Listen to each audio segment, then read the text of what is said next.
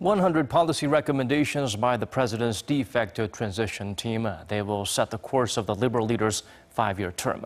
Let's take a closer look into some of the new policy objectives with our Ji Myung-kil. President Moon Jae-in's Policy Planning Advisory Committee narrowed the hundreds of potential policy objectives to exactly 100, focusing on the economy, society, national security, and science.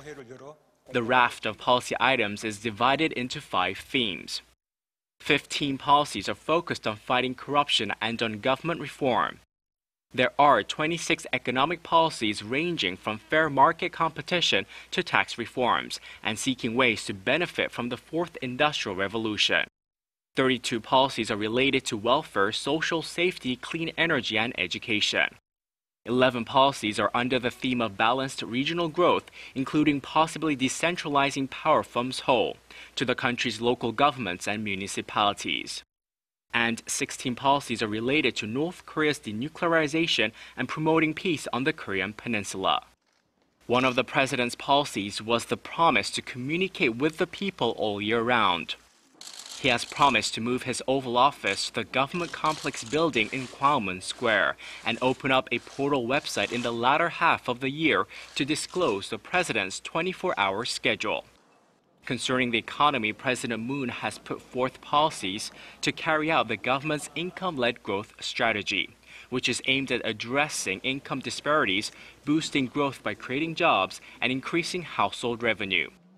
One of the major pillars of this strategy is the creation of up to 810,000 new jobs in the public sector during his 5-year term. He also aims to improve the status of irregular workers. The policies also touched upon sharing economic growth between conglomerates and smaller businesses, and trying to create a level playing field for small and medium-sized firms in a country where family-controlled conglomerates have dominated the economy for decades.